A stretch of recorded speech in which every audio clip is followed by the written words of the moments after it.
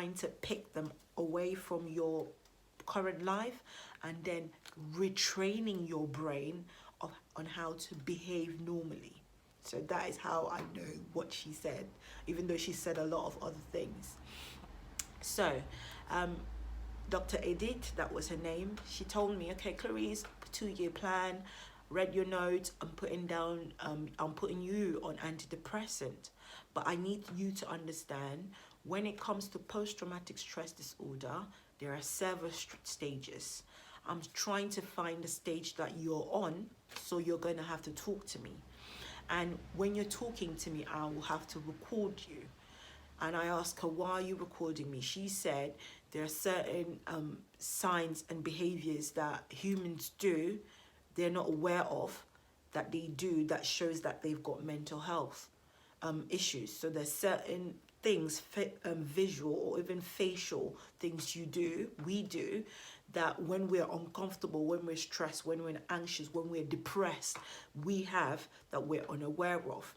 So she put on the camera, and she put on the voice recorder, and then she was asking me a lot of questions, and then she talked to me about post-traumatic stress disorder. Now, for those of you that don't know what post-traumatic stress disorder is a stress disorder, or is a severe mental illness that arises from things you've experienced in the past. Things that you've experienced in the past that keep playing over and over in your mind and condition your mind to think that those things are still happening. They condition your mind because you've played it over and over in your mind. It becomes a trauma.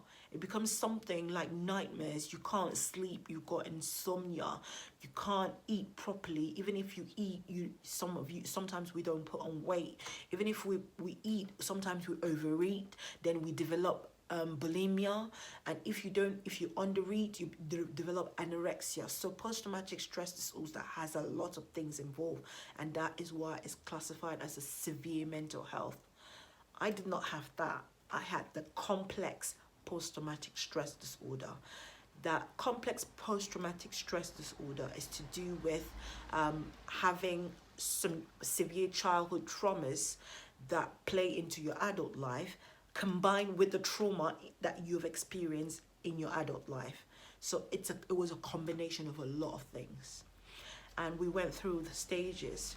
She told me about the impact stage, which I think I did not, I felt it when I was told that my son was going to die, but I did not act on it, or I did not do anything about it. The impact stage is more to do with the fact that you are trying, you go through a bout of depression, anxiety immediately after the trauma. So there are all the effects after the trauma. Then you have a denial stage. The denial stage is a stage whereby you look at yourself, you're like, no, nope. I'm not going through that.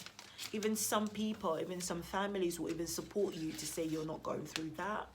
And she told me that stage is always where cultural biases come in place.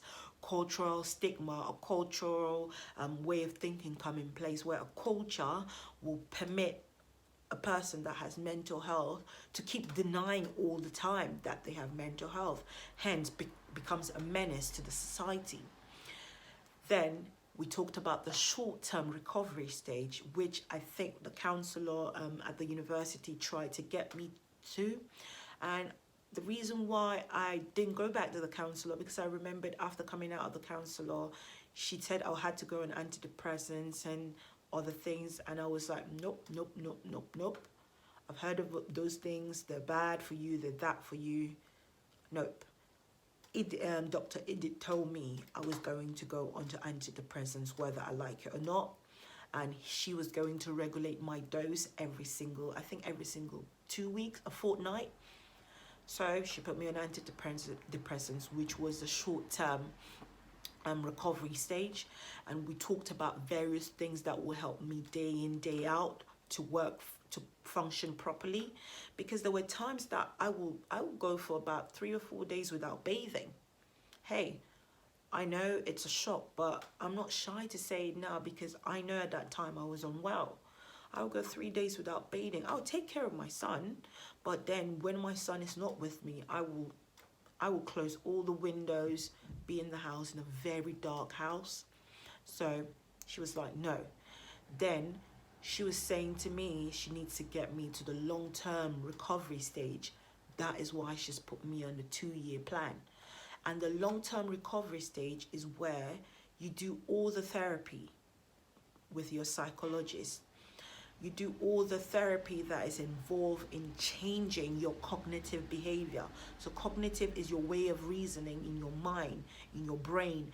You go through a lot of therapeutic sessions where you look at your behavior, you unpick bad instances or bad habits, and you try to relearn everything that will make you function properly. And that is the plan I was on for 2 years. And she said to me, with a combination of your antidepressant and your cognitive behavior therapy, we will try to not reverse, but we will try to regain some instances of your life which will help you in the long term be the person that you're supposed to be. And I, for one, I finally, not that I got closure, but I finally started to realize why therapy was important for me, why talking to a counselor, why talking to a psychologist, why talking to a therapist was important to me. And this is the thing, the purpose of this story. It's just to give you an introduction of why I am doing Mind and Culture. And I'll get back to the story later. Mind and Culture is all about not letting go of your culture, but don't let your culture dictate how you should live your life based on your mental health. I, for one, I'm grateful because if I had not made that decision to go ahead with therapy, to go ahead with that 2-year plan, I don't think I would be alive today. And I remember when I was being discharged around 2012, Dr. Edith told me, so do you feel like you can cope with your life now? Do you feel like you've got strategies? Don't answer that. Go and think about it. Put it in your life context and then get back to me. And if I feel like you are sincere and you're honest, I will discharge you. So, guys, we're going to get back to this. Thank you for listening to me.